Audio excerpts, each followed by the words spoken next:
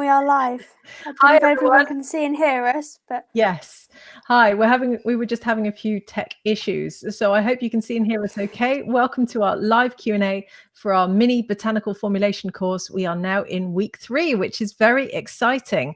So I hope that you've enjoyed the course so far and that you've been making lots of amazing formulations. So please do post up in the chat and tell us what you've been making. Tell us what your favorite week was so far. Tell us all about the cleansers and toners and serums, obviously, that you've been making. And come and post up your questions all about serums for us, because that's what we're here today to talk about. So just in case you've missed it, we've been teaching a live mini course. Well, part of it was live. These sessions are live. We've been teaching a mini course on how to formulate using some of our best beginner material to give you a flavor of formulation, first of all, working with botanical ingredients, but also giving you a flavor of what it's like to study with Formula Botanica. We now have almost 12,000 students in 170 countries, so we know these materials work, and we wanted to share them with the world to help you formulate a really positive and fun start to 2021. And that's why we're here today. So if you missed us, there were some live streams over the last couple of weeks. We had one at the end of December on how to make biphase cleansers, and we had one last week on toners. So do make sure that you catch up with those. They are still on our Facebook page. They are also on our YouTube channel. Unfortunately, I think we're having a few YouTube issues today, so we may not be live streaming there, but hopefully we'll be able to put the replay there afterwards so you don't miss out. So with that said, this week we're here to talk about serums. Let me do the introductions first. My name is Lorraine. I'm the CEO of Formula Botanica. You might have seen me in a couple of videos, and I'm here to talk to you about the mini course. I'll be putting some of your questions to our formulation tutor, Brooke. I'm going to introduce to you in a minute. And I'll also be here to talk to you about enrollment towards the end of the live session that we're doing today. So as I said, I'm joined here by Brooke Medhurst, who's one of our formulation tutors at Formula Botanica. Welcome to the live stream, Brooke. Thank you, Lorraine, and hello everyone. It's nice to be live and chatting to you and getting to see all of your questions and see all of the wonderful things you've been formulating through this course. Absolutely. And tell us where you are in the world as well. So leave us a comment in the chat and let us know what country you're in, and tell us what you've been formulating, as I said, because we want to hear from you. So as I said, this week is all about serums, which means that you can put your questions to us on how to formulate oil-based organic serums, which is what we taught you in week 3. So if you have any questions, and we've got some already, please do post them up in the chat and we'll be sharing them later and trying to answer them for you. But I think maybe we should start off by talking about what a serum actually is. So do you want to tell us a little bit about what oil-based serums are, Brooke? And then I'm going to comb through the questions at the moment. Of course, so there are many different kinds of serums, but the ones we teach you in this little mini course is oil-based serums. And they are my absolute favourites because they are the easiest to formulate and the best ones to start with. And there are just so many amazing options of ingredients you can put in with them. So the base of oil serums are usually carrier oils, and then you can add lots of extracts, essential oils, things like that, any active ingredients that are oil soluble, and they can all go in an oil-based serum. And they are wonderful for the sort of concentrated versions of active ingredients. So instead of just having a moisturizer whose its main job is to moisturize your skin, you can have a serum which is more concentrated that does more active things. Yeah. So, yes. Yeah, so that was a lovely summary of an oil-based serum. There are lots of different other types of serums out there as well. You can make water-based serums, gel-based serums. You can do even balm serums. You can even have solid serums as well, can't you? Yeah, there's some really cool ones. We actually have a blog post on this as well on our website, so do go and check it out, and maybe one of the team members can share that in the chat. So I'm just looking at all the comments that are coming in. I mean, wow, you guys are all over the world. We've got people from San Francisco, California, London, grey and wet London. It's pretty grey and wet here as well, actually. Where else have we got? Joining you from the Kent countryside, from New York, Kuala Lumpur, Malaysia, UK, Pakistan, more Malaysia, Indonesia, South Africa, India. Wow, you are all over the world. Canada, welcome to our live stream. It's wonderful to have you here. And quite a few people have said, yes, I've enjoyed the mini course. One person said, I've formulated the biphase cleansers, toners, and serums. So we love the fact that you're on it and you're making products. And I have absolutely loved seeing your certificates all over social media. You've been tagging them in, you've been tagging us in them. And if you are brave enough, print it out and take a certificate selfie and put that one up on social, because those are our favorites, because then we get to see you as well. So with that said, oh my goodness, all the questions are coming in. Let's They're get just flying past, aren't they? I know. I think the first thing I really wanted to talk about was, how do we choose the right oils for a serum? And I was wondering if you could walk us through that one, Brooke. I think there's a lot of it's down to personal preference of the kind of things, the things you want your serum to achieve. So do you want it to be really rich and nourishing? Do you want it to have high concentrations of vitamin E? Do you want it to have a particular colour? Do you like it sort of more light and airy? And that all of that will have a big impact on which oils you want to choose. Another big thing is skin type. Depending on which skin type you are, will depend on the kind of oils you enjoy using. So things like jojoba oil is really good for a lot of people because it's so close to our normal sebum, whereas something like avocado oil is much more rich and nourishing, but it can be too heavy for some people. So a big part of designing products is understanding what it is you're trying to achieve with that product first, and then picking the ingredients based off of that end goal. Yeah. And there are so many amazing ingredients out there. And I just wanted to show you some of the formulations, oil serums, that have been sent to us by our graduates over the years. I mean, this is from one of our graduates called the Sunday Standard, a lady called Emma in Chicago. I mean, look at the color of that. That's It's green. really beautiful green, isn't it? It's also sent me. Is that avocado oil or hemp oil? Or? It's got blue tansy in it, actually. Oh. And then we've got this one, which is rosehip and sea buckthorn. What else have I got? This one came from one of our graduates in Denmark. I mean, look at the color on that. Isn't that beautiful? We've got, this came from one of our graduates in London, Naz, who runs Solo Skin London. I have so many of them here, and I'll lift a few more up to show you what is possible.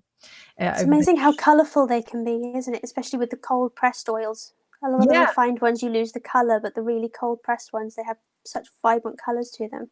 Well, and that was one question I wanted to put to you as well, actually, which is, how do we make them colorful? Because as you said, there are so many amazing oils that we can use in our oil-based serum. So how do we bring this rich, deep color to our formulations? That goes back again to which ones you choose. So you can use either raw cold pressed oils like hemp oil, which has a really dark green colour. And then things like sea buckthorn oil is really bright orange, so it looks like this. So orange and golden colours, you can get different cold pressed oils. And then also in things like the extracts and the essential oils you use, a lot of those have colours to them as well. So sea buckthorn extract is really, really, really dark, strong orange.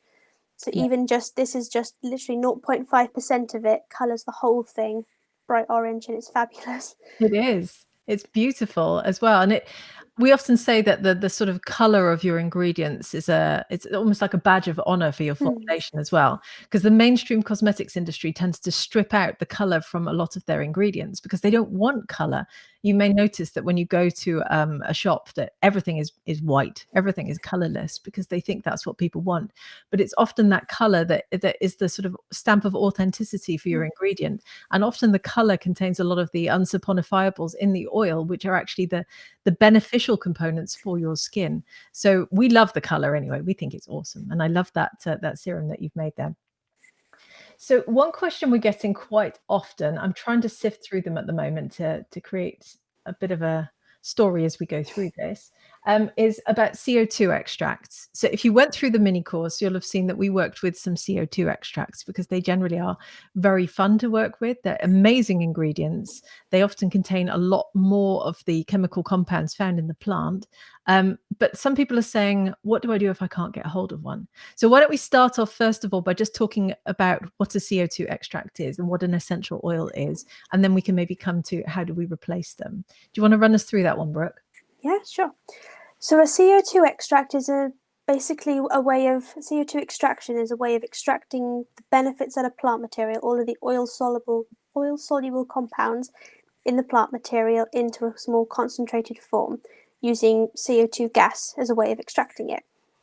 So it tends to be a more concentrated version compared to something like a carrier oil. So they are similar to essential oils, but an essential oil mainly takes most of the fragrant compounds out through steam distillation, whereas a CO2 extract is it's more cold pressed, with all of the anything that is oil soluble ends up in the CO2 extract. So you end up with more of the benefits and all of the sort of really nice plant matter in the CO2 extracts. They're really exciting, and if you can get Yeah. a hold of them, do experiment with them. And often, I mean, plants contain lots of different oil-soluble compounds, and the CO2 extraction process will generally extract a lot more of those oil-soluble compounds, rather than just, as Brooke said, the steam distillation process, which is what creates an essential oil. Now, I do recognize that you can't get hold of them in every country. Now, there are lots of suppliers out there, and I do recommend, once things go back to normal post-COVID, whenever that may be, that you do visit some trade shows and get to know some of the suppliers for CO2 extracts. Because, I mean, for instance, there's one in Germany called Flavex, which is huge, and they have, when you go to their stand at these shows, there's just rows and rows and rows of little CO2 extracts, and it's amazing. But what do you do if you can't get a hold of CO2 extracts? Because we've had quite a few questions in from people saying, I'm in South Africa, I'm in India, I'm in Nigeria, I can't get a hold of them. What should I do? What would you recommend, Brooke? Well, you don't necessarily have to use them if you don't want to. They do add extra benefits to your product, and there are ways of using other oils, but you can use the raw cold pressed oil if that's what you can have available.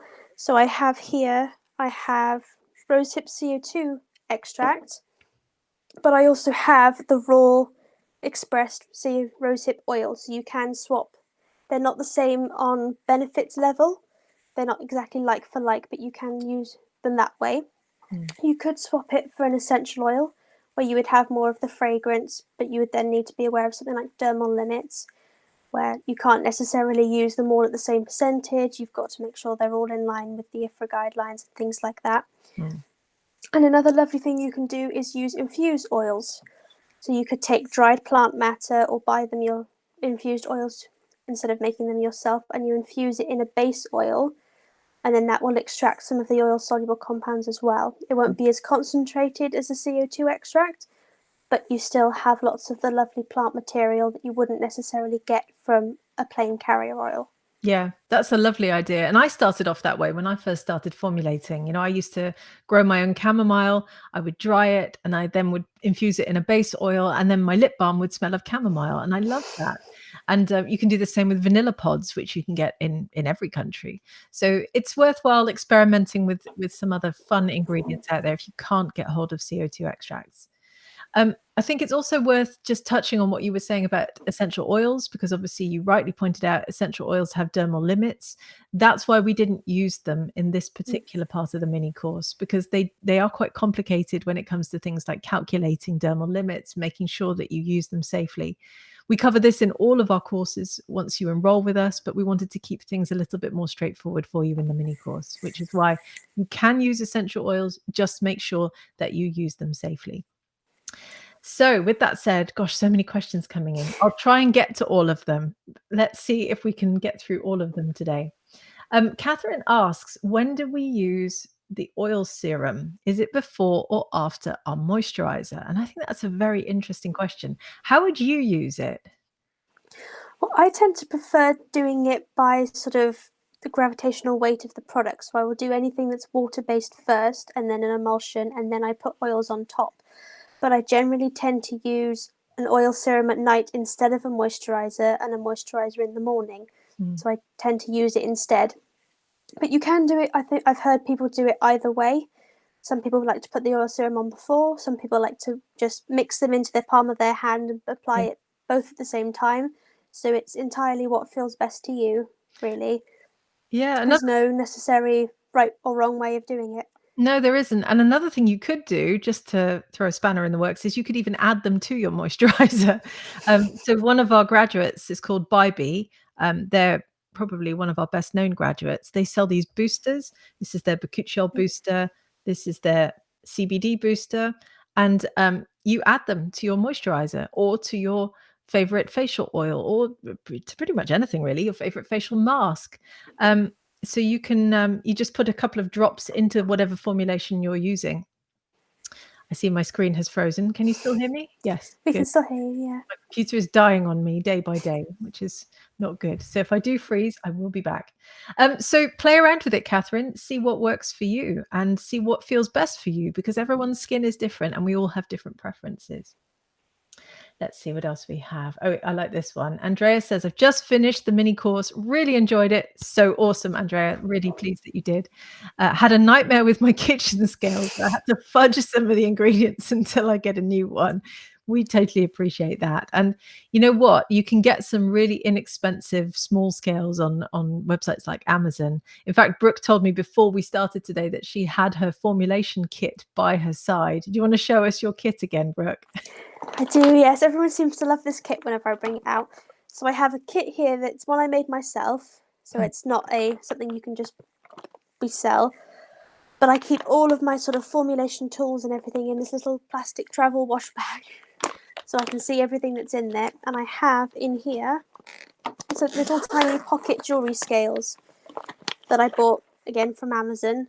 So it's just this little one, and I use it. I've used it the whole time I've been formulating, so nearly 6 years now. I've used the same one, and it just looks like this. It's a tiny little thing, and it was only about sort of £10.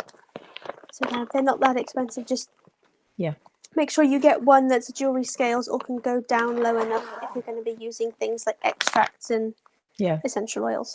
Yeah, great tip. And as you see, you don't need a huge amount of kit to become a formulator. Yeah, it all fits in your handy travel bag. Catherine says, if I want to use rose essential oil or absolute to fragrance the serum, I can only use 0.02%. That's correct. So rose absolute, this is a great example of an essential oil or an absolute that has a dermal limit because it contains a compound called methyl eugenol, which is potentially carcinogenic, which is why formulators are expected to keep it in very, very low percentages.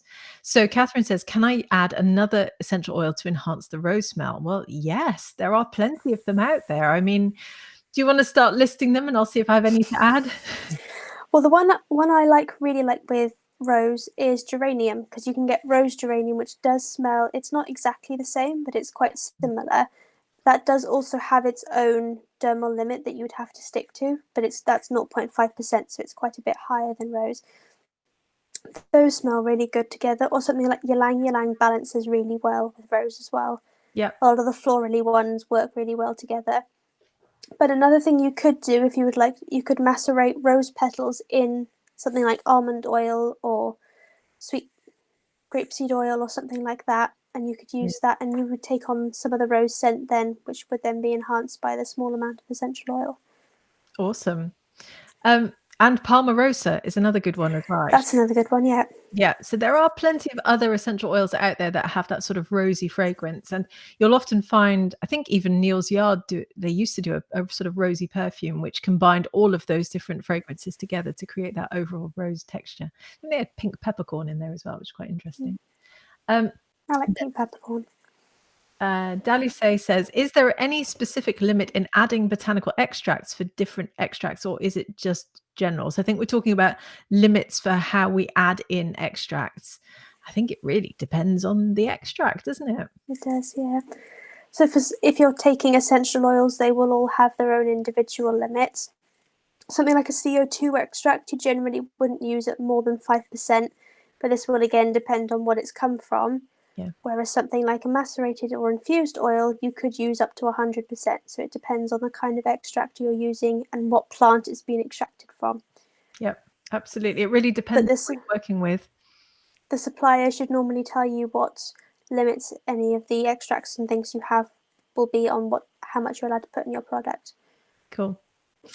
Let's see. Let's have a look at some more of the questions coming in and comments as well. This person says, I'm in South Africa. Thank you. Love all the courses. Thank you. We love your comment. That's so sweet of you to say. And Jan in Manitoba says, I'm loving this mini course. I am so pleased. And that's really what we wanted, because we wanted to help you really formulate a positive start to 2021. I think we can all agree 2020 was a bit rubbish in many places, and we want to start off 2021 the right way, which is why we put this mini course out there for you. Let's see. Kriti says, how do herbs infused in the final product work out? Are they not susceptible to mold or sedimentation? Well, I think we were talking about infusing herbs here into oils, I'm guessing, which is why we tend to work with dried herbs. What do you want to talk a bit more about that one while I go and find the next question, Brooke? Yeah. So as Lorraine said, you would use dried herbs, so that way you've dried any of the, or as much as possible, of the moisture out of the plant material, which then means you won't be mixing any of the water that comes out of the plant with the oil, which could speed up the rancidity of the oil. Another thing you often do is you change the plant matter through when you're macerating it. So if you're macerating it by sunlight, you could be leaving it for 6 to 8 weeks. So you might want to change the plant material a few times in that period so you don't get any contamination and things like that. And then you also would want to add a antioxidant to your oil once you finished it. So that would also help to delay any rancidity. Yeah, absolutely. You basically want to work with dried herbs wherever you can. If you start to introduce, well, wet herbs effectively, it doesn't mean they are wet, but plants contain a lot of water because that's how they survive. Then that water becomes imparted into the oil and it can make the oil go rancid. It's not pretty. You don't want it in your formulation. So try and work with dried herbs if you can. We've got I tried infusing things when I was younger, and I'd sort of leave it for like a month or so in a glass jar.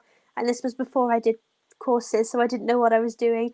And the smell afterwards was absolutely horrible. So don't try it at home. No. Or try it Doesn't at end home. well. Try it at home so you can see for yourself how badly wrong it can go. Those are the best, Utterly terrible. yeah, the best learning experiences. Let's see. Bao says, if I'm in a tropical country, what might be the best carrier oil for a serum? Do you want to take that one?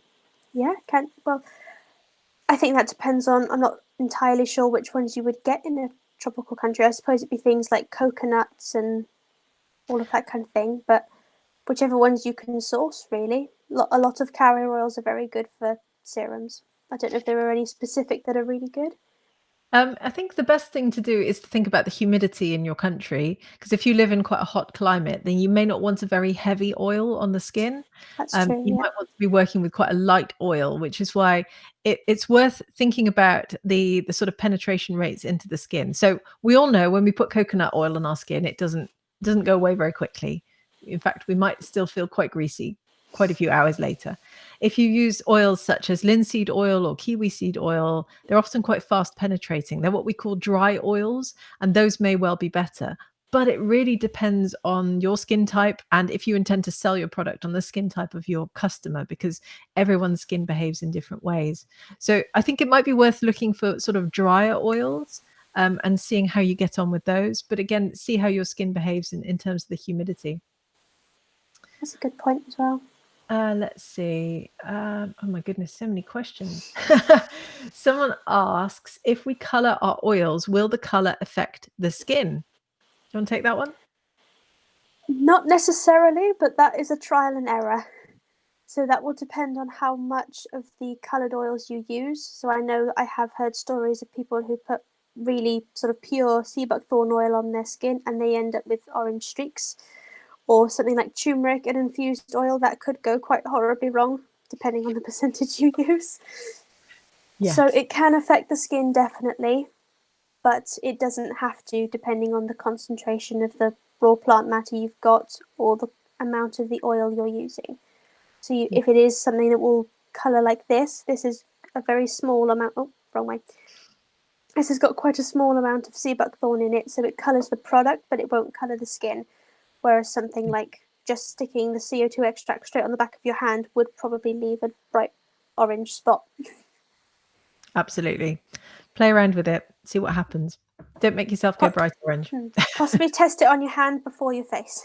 Yes, exactly. But generally, these ingredients won't impart color, which is why it's quite challenging to make color cosmetics using plant-based extracts.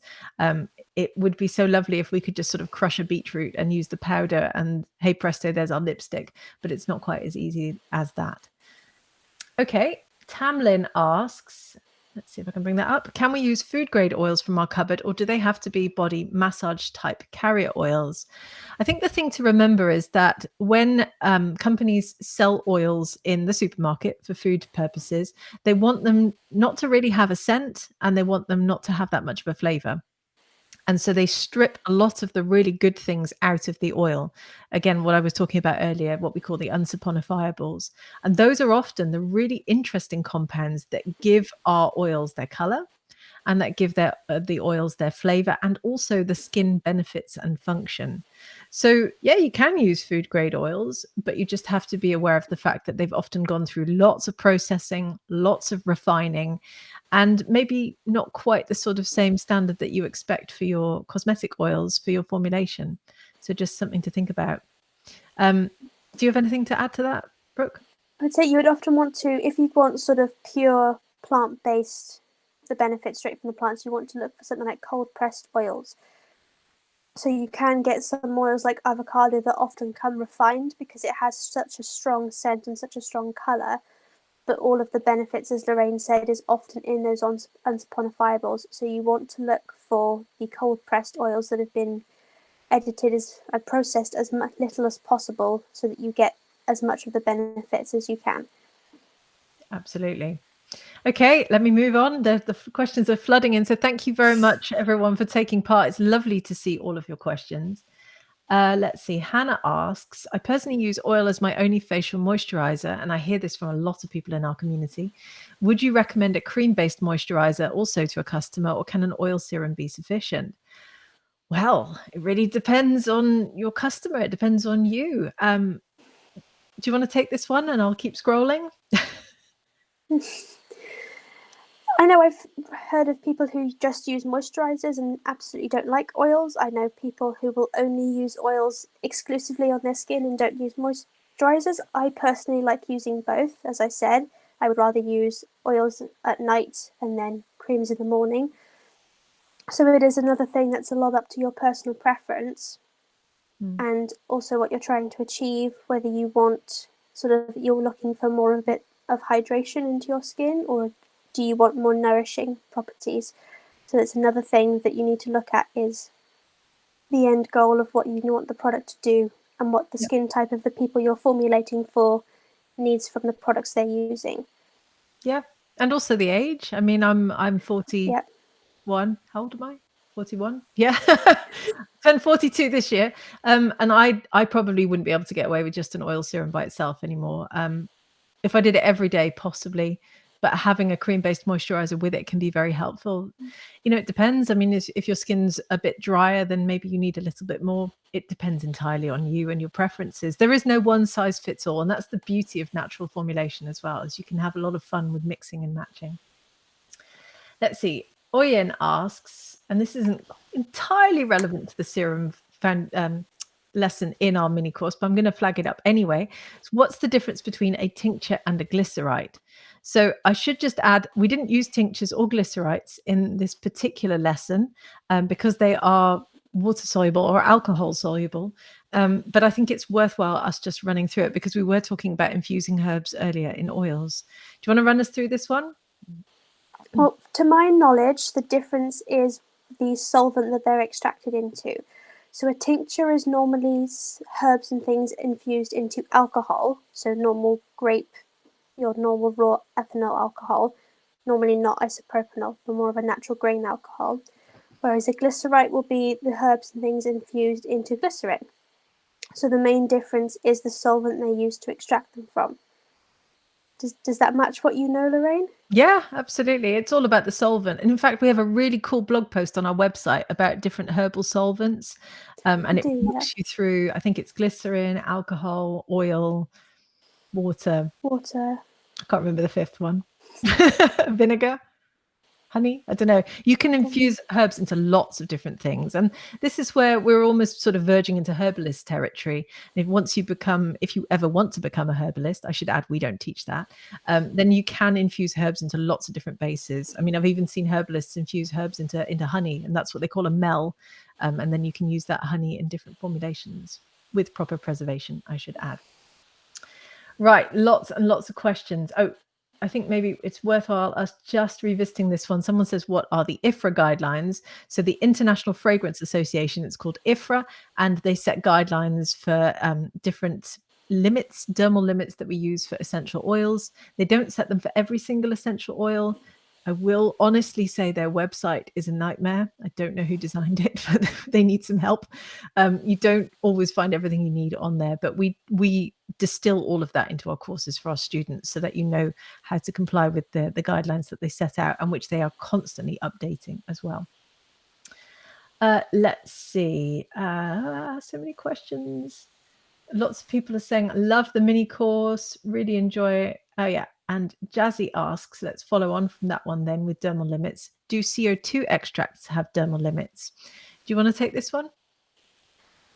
I think that again depends on the CO2 extract. So a lot of the ones I personally have worked with don't necessarily have a dermal limit, but that will depend on the plant they're taken from, which extract it is. So you would have to double check that. And then the supplier should usually tell you when you buy the product if it has any limitations to it. Yeah, they're very potent, so you probably wouldn't use them in too high a percentage. I should add also that because a CO2 extraction process is extracting all the oil soluble components from a plant, you will sometimes have essential oils in there as well as part of the CO2 extract. Not every plant has an essential oil. So for instance, rosehip CO2 extract, which I think you were talking about earlier, doesn't contain an essential oil.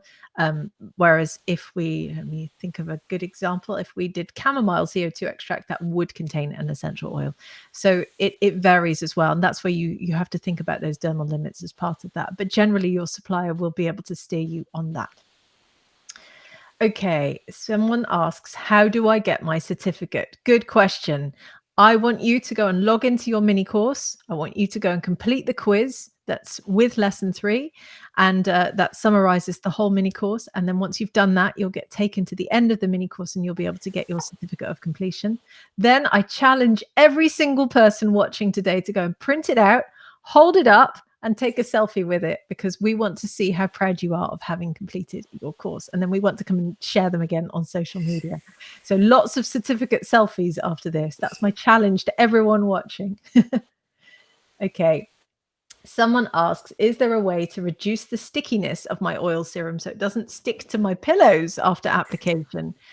Good question. You want to take it? Yep, so that would again come down to which oils you're choosing. So something like castor oil, which is really, really thick and very sticky, if you've got a large amount of that in your serum, it will be very, very, very sticky.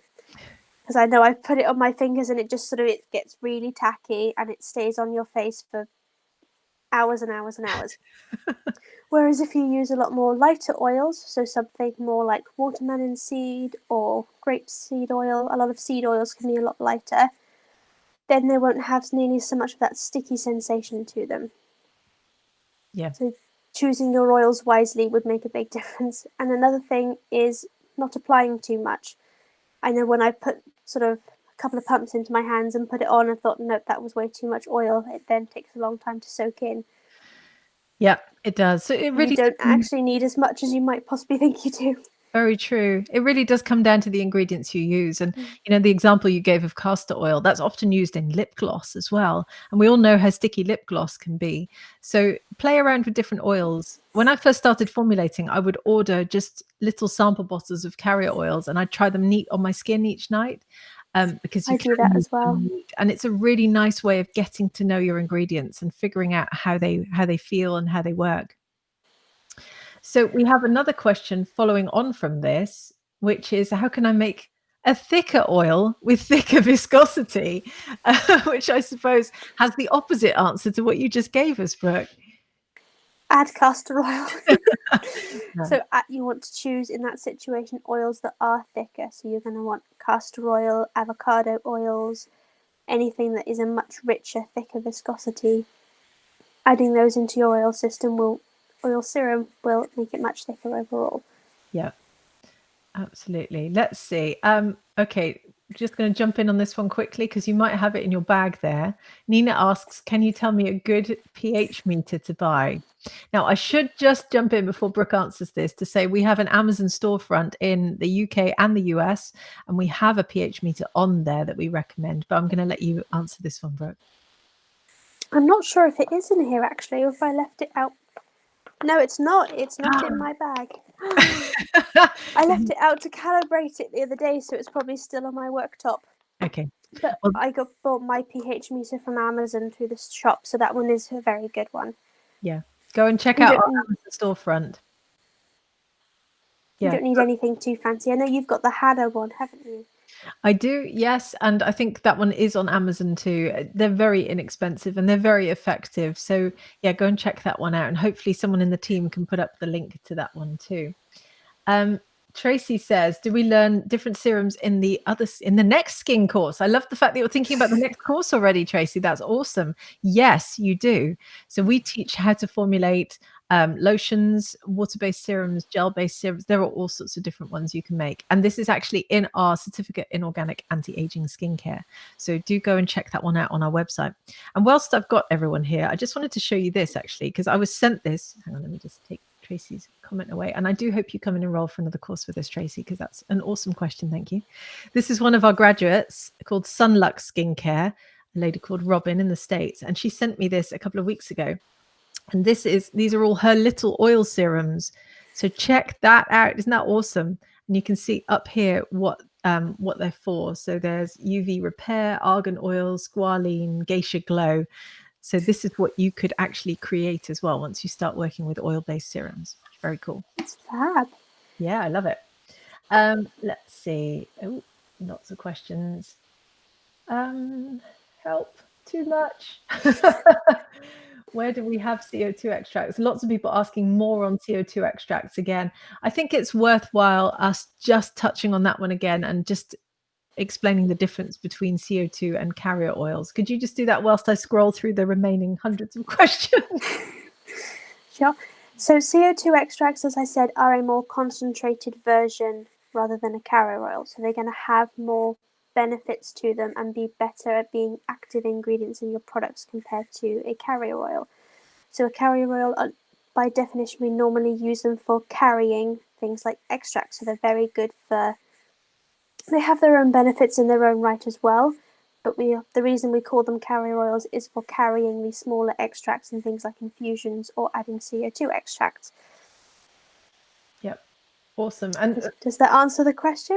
It does. There's so many questions about CO2 extracts. I hope that this has given you a bit of a flavor of the different types of ingredients you can use in your formulations, because they're so exciting. And this is what I found when I first started formulating. I sat there going, oh my goodness, I didn't even know this type of ingredient existed. You know, I'd never heard of a hydrosol. I'd never heard of a CO2 extract. And then suddenly this whole world of formulation opened up to me. And I was sat there going, wow, I can work with these amazing botanicals. So I hope that you've had a flavor of that from this mini course as well. I had a question and now I've lost it. There's just so many. Help. Someone wanted to know about whether they could macerate fruits, which I thought was an interesting question. Could they put fruits in their serum?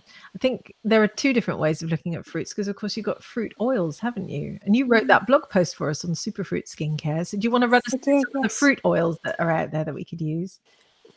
Well, for fruit oils, depending on whether you want essential oils, you get lots of citrus fruits turned into essential oils. So you have your lemon, lime, mandarin. So I have mandarin here somewhere. Here, got mandarin essential oil. Or for other fruits, a lot of the fruits that have seeds, so things like strawberry, watermelon, tomato, all of those the pressed seeds end up in carrier oils. So I have watermelon seed oil here. This is a new one to me and I absolutely love it already. It's so nice. And I've also got blackcurrant seed oil. So ways of adding fruits, you could use it in just the cold pressed oils. You could use it as a CO2 extract. I'm fairly sure you can get a few fruit CO2 extracts. You could use it as an essential oil, but I'm not sure if you could infuse them in oils. I don't think, because they've got such a high water content. I'm not sure. I've never tried doing that. Yeah, you could get fruit powders and macerate. You could macerate those, yeah. But I've never tried macerating fruits before, so. No, I mean that fruits lend themselves really well to glycerites, I will say. They do. They, as Brooke says, they have a high water concentration, so they work well in a glyceride. Using fruit powders could work. Then you'll have a real time getting the powder out of the oil once you're filtering it, but that doesn't mean it isn't possible. Have a go with it. Have fun with it. And that's the beauty of formulation, because it is so much fun and it's so empowering. Okay, I've got another one here from Sonia, who says, how long can we use the serums and toners before they expire? So let's talk about the oil-based serums first of all, because I know we talked about the toners last week, and I'm sure expiry came up in that video as well. I believe it did, yeah. How long do you think some of these serums that we've been making and also talking about today would stay good for? Well, another one that will depend on the ingredients you've chosen, and if you add something like an antioxidant, so rosemary, CO2 extract, or vitamin E, you will delay the rancidity of your oils. I've never had an oil serum last longer than a year. That's not because it's gone off, that's because I've already used it. So I wouldn't be the only way you would be able to tell categorically how long it's going to last is by having it stability tested.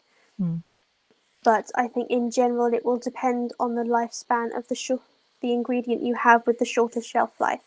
So a lot of oils, some of them can last 2 years, some of them are only more of a 6 months kind of lifespan. So it will depend on which ingredients you've chosen. Yep. But absolutely. make some, keep a sample back, keep an eye on them, maybe get them stability tested if that's something you're making for to be sold. Get them stability tested, but other than that, I've never had one last longer than a year without me using it first. I think so you probably will already finish it off by the time it expires. The thing to remember, of course, is a lot of the oils that we're using in here are not your sort of bog standard oils that you would get in the supermarket. They're often really specialist, beautiful high performance oils, which is of course why we're making a serum. We're not just making a facial oil, we're making something a little bit more specialist and high end.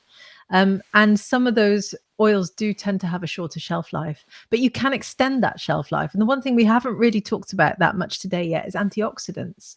Do you want to briefly talk about antioxidants whilst I keep scrolling for more questions? Yeah.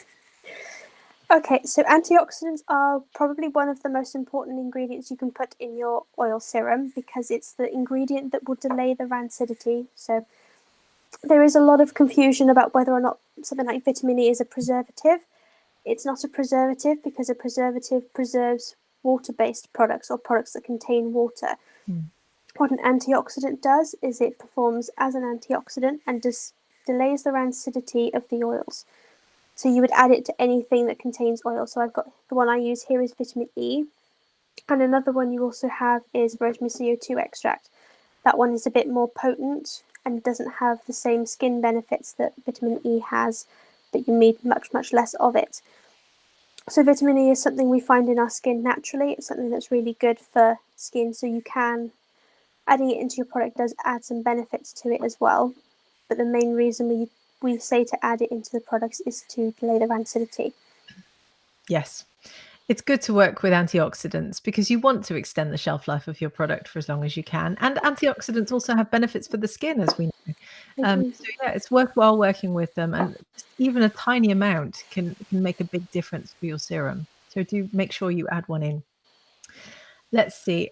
Aradana asks, the course asks to use an airtight pump bottle. Would it cause issues if a dropper bottle is used instead? Well, as you've probably seen from all the ones I've held up from our graduates, they are actually all dropper bottles. In fact, I haven't got any here that are pump bottles, but I have got some stood behind me. I don't know if you can see all of the products here because those are all that's my graduate shelf of goodies. So yes, I'm the odd one out with my pump bottle then. Go. But both work well, don't they? I do, yeah. Yeah. So Sorry, go on. I was going to say, the only additional benefit you have to an airless pump bottle is that because of the way airless packaging works, it doesn't end up with the headspace. So when you sort of use up half of your serum, you've got half of the product container that's filled with air, which is what tends to make oils go rancid. So airless packaging we suggest because that will compress and you don't end up with the headspace. But it doesn't really mean you necessarily have to use them. It's just a nice addition. Mm. If you want, I don't think they do glass packaging in airless versions, so you would have, I don't think that's a thing, is it? Well, the It would bottle, have to be plastic. but the pump itself would be The plastic. pump itself would be plastic. Whereas with something like a dropper bottle, if more sustainable glass packaging is what you want to do, then a dropper bottle can be all glass. So it depends on the main goal you're having with your product again. Yeah. And the packaging.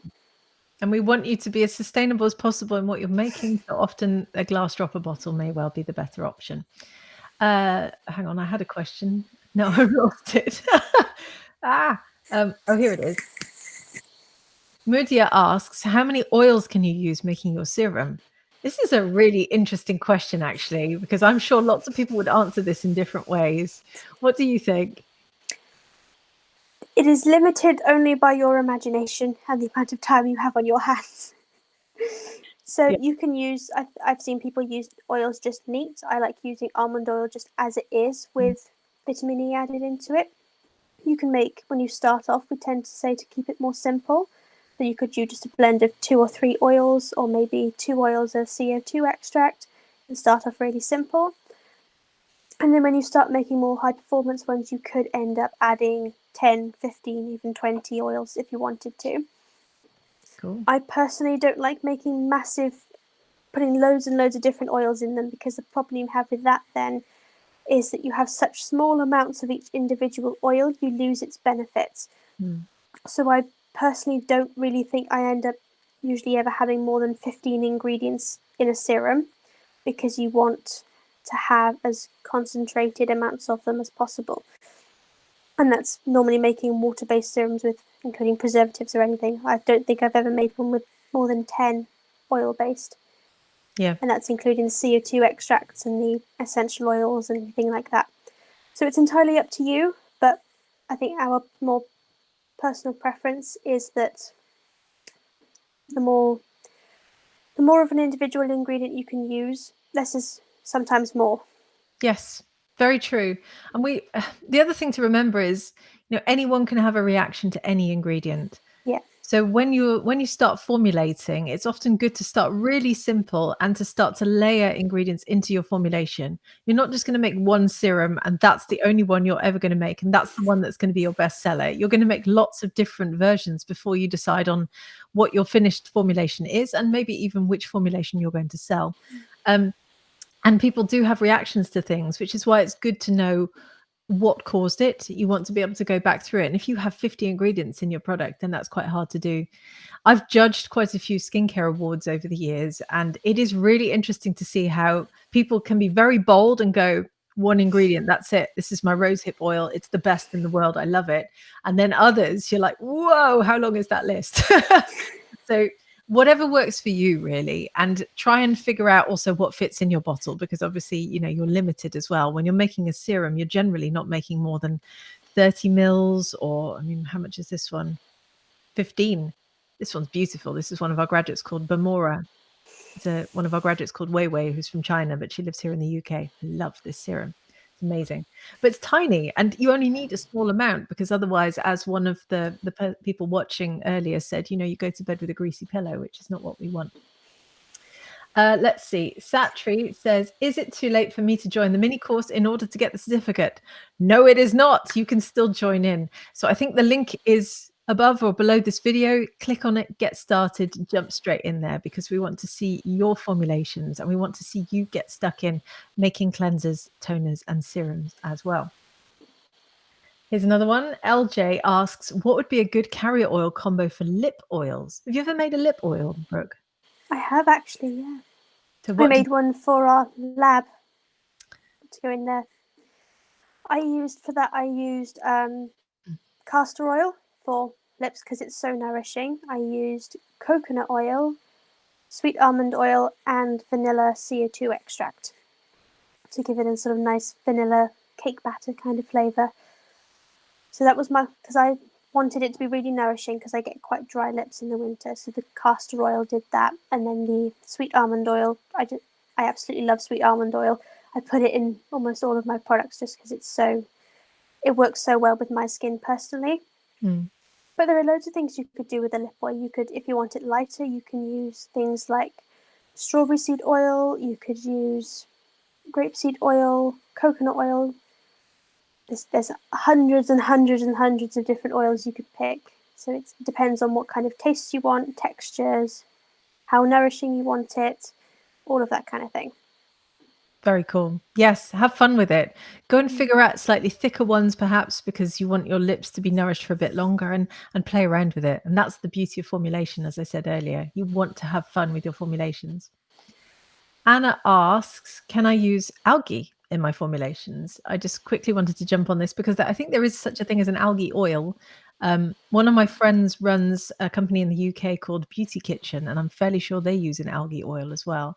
So go and see what's out there, because there are hundreds of different types of oils that you could use in a formulation. And once you start to investigate them, you're sat there going, why have I been using olive oil and sunflower oil all these years when I could be using buriti or moringa or, sacha inchi? It's incredible what's out there. What's your favorite carrier oil to work with, Brooke? At the moment, it would have to be watermelon seed oil. It's quite a new one to my collection. I've only had it about a week, but I've been trying it on my skin and I absolutely love it. It's so nice because it's not greasy. It's not one of those ones that it absorbs really nicely, but it's still nourishing. And I'm yet to try it in more of an emulsion. I've put it in oil serums, but I haven't done it in emulsion yet. But I'm really looking forward to it because I also love watermelon. Cool. And that's the beauty of formulating, isn't it? You've been formulating for years, and even now you're coming across new ingredients all the time. Our whole tutor team does, our education team does, and we're always experimenting with new ingredients.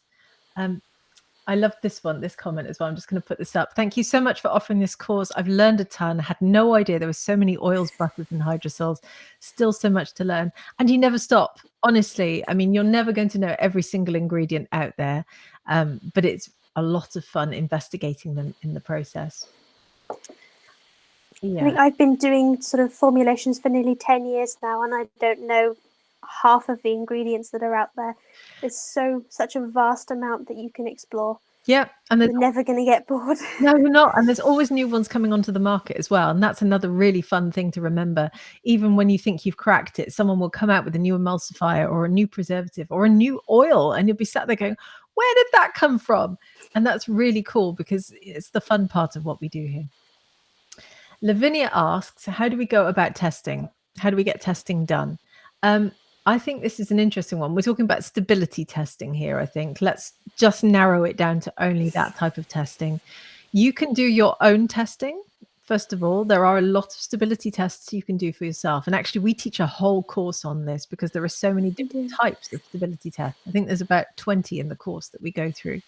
And you have to, as a formulator, if you want to sell your formulations, you have to stability test every single batch you make. And I know that sounds really terrifying and challenging. It's not as bad as it sounds. It often means just keeping a reference sample, maybe putting it in the oven, not your kitchen oven. I hasten to add, you'll need a sort of specialist small oven where you heat up your ingredients to a very low temperature and keep them there for a certain period of time. And you observe your formulation over that time so that you can figure out whether it actually stays good for the shelf life that you've set it. But it is doable, and we teach a whole course on it. We're not going to go through it in the mini course because we can't include all of that in there. But if you would like to learn more, then do come and enroll with us because our term time period is coming up. So let me just scroll through all of the questions. I'm sorry if we didn't get to all of your questions because there are literally hundreds of them here. We've had so many. I don't think we've ever had this many comments on one live stream before. I know. And we're even still getting questions, how do you sign up for the mini course? Click on the link with this live stream. It's at course.formulabotanica.com. I think there is also a free, there's a link somewhere floating around, and I'm sure the team can put it up. It will be there for a little while longer. So you've still got time to work through the materials and get them done in your own pace. And I really hope that you enjoy it, Mary, and everyone else watching who hasn't signed up with us yet. And Pat, I'm just going to put this up, said, I enjoyed the mini course, did my exam already, received my certificate. Woo!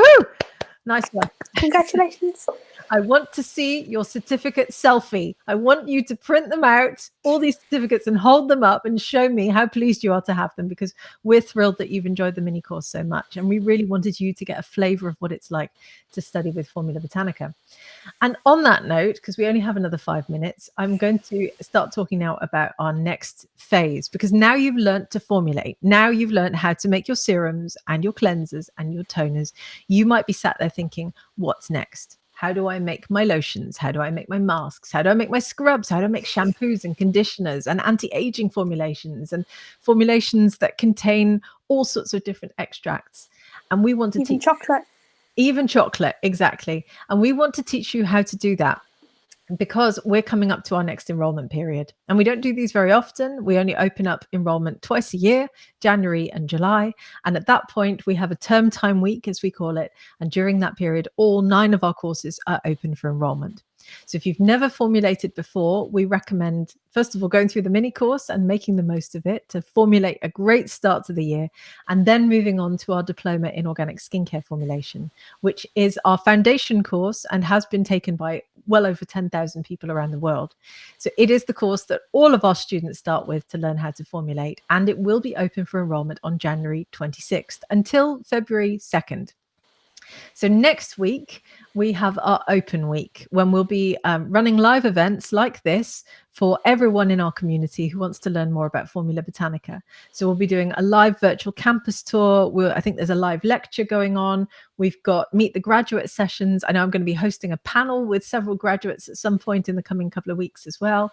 And we've got our admissions team running a live Q&A. So any questions you have about studying with Formula Botanica, we are going to be here live next week answering them. And of course, you're very welcome to also email them to us, pick up the phone and speak to our admissions team. We've got a live chat on the website, so we're here for you to answer all of your questions. So if you want to take part in our next enrollment period, you can pre-register.